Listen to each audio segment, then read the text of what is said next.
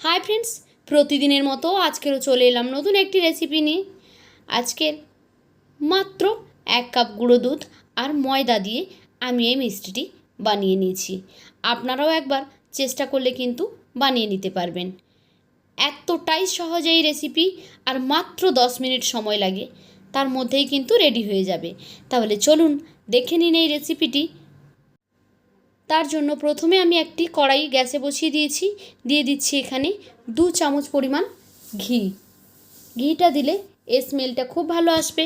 আপনারা চাইলে ঘিয়ের পরিবর্তে বাটারও এখানে ইউজ করতে পারেন।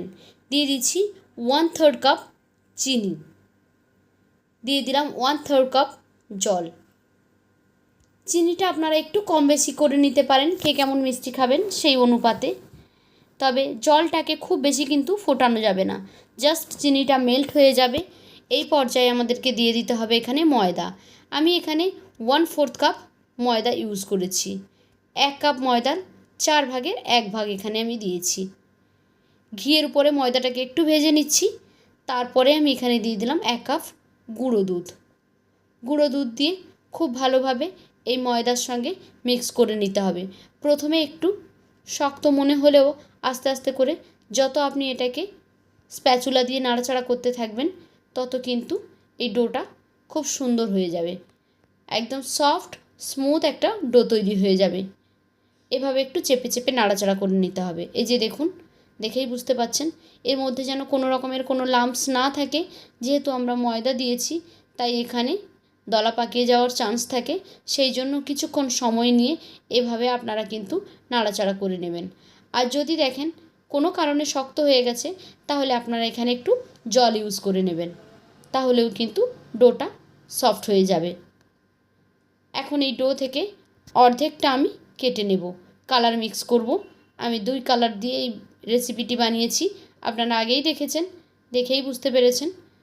তো এখন আমি কিছুটা তুলে নিয়েছি সাদা, আর তারপর এখানে আমি দিয়ে দিয়েছি গ্রিন কালার।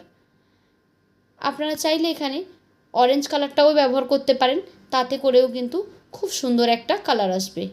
মূলত অরেঞ্জ আর গ্রিন দিলে বেশি ভালো লাগে দেখতে, সেই জন্য এখানে আমি গ্রিনটা ইউজ করেছি।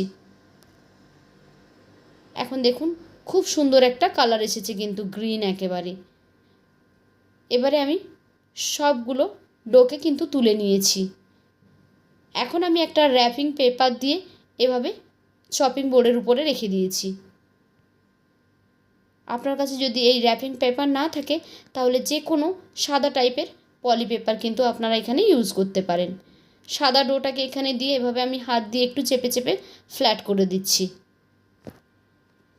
তারপর এই যে র্যাপিং পেপারটা, এটাকে উল্টে দিলাম এরকম করে। তারপর আমি একটা এভাবে বেলুনি দিয়ে বেলে নিচ্ছি। এই র্যাপিং পেপারটা দেওয়ার কারণে এর উপরটা অনেকটা স্মুথ থাকবে। যদি আমরা এমনি বেলতে যাই, সেক্ষেত্রে একটু বেঁকে চুরে যেতে পারে, কিংবা উপরে দাগ থাকতে পারে। কিন্তু এইভাবে পেপার দিয়ে করলে খুব স্মুথ হবে। আমি এখানে গ্রিন কালারটাও একই রকমভাবে ফ্ল্যাট করে নিচ্ছি। একটু ছোট বড় হলে কোনো সমস্যা নেই, একই মাপের হলে তো অনেক বেশি ভালো হবে। দেখুন খুবই পাতলা করে এটাকেও আমি বেলে নিয়েছি। তারপর এবারে দেখতে পাচ্ছেন আগে যে সাদাটাকে আমি এভাবে ফ্ল্যাট করে বেলে রেখেছিলাম, তার উপরে এখন এই গ্রিনটাকে দিয়ে দেব। আমি কিভাবে তৈরি করছি আপনারা দেখে একটু বুঝে নেওয়ার চেষ্টা করুন। একটার উপরে আরেকটাকে খুব ভালোভাবে বসিয়ে দিয়েছি। এখন এই র্যাপার সহ এভাবে হালকা হাতে এগুলোকে মুড়ে নিতে হবে, একটা রোলের শেপ দিয়ে নিতে হবে। এভাবে রোল করে নিয়ে দুটো সাইডকে আমি এভাবে মুড়ে দিচ্ছি। তারপর আমি ফ্রিজে এটাকে আধ ঘন্টার জন্য রেখে দেব, একটু সেট হওয়ার জন্য। আধ ঘন্টা পরে ফ্রিজ থেকে বের করে আনলাম। দেখুন একটু শক্ত হয়ে গেছে, তাহলে কিন্তু এটা কাটতে অনেক সুবিধা হবে। ছুরির উপরে আপনারা একটু ঘি ব্রাশ করে নিতে পারেন, কিংবা এমনি কাটলেও কেটে যাবে। এই যে দেখুন, তো মিষ্টিগুলো আমাদের রেডি হয়ে গেছে। এটা খেতেও যেমন সুস্বাদু, দেখতেও কিন্তু অনেক বেশি অ্যাট্রাকটিভ। দেখুন মনে হচ্ছে যেন বাজার থেকে কিনে আনা মিষ্টি। মনে হচ্ছে না একদমই যে এটাকে আমি 10 মিনিটের মধ্যে বাড়িতেই তৈরি করে নিয়েছি। তো কেমন লাগলো আপনাদের কাছে আজকের আমার এই রেসিপি? যদি ভালো লেগে থাকে তাহলে লাইক, কমেন্ট অ্যান্ড শেয়ার করবেন। আর এরকমই সহজ সরল রেসিপি পেতে আমার চ্যানেলটিকে সাবস্ক্রাইব করে বেল আইকনে ক্লিক করে নোটিফিকেশান অন করে দেবেন।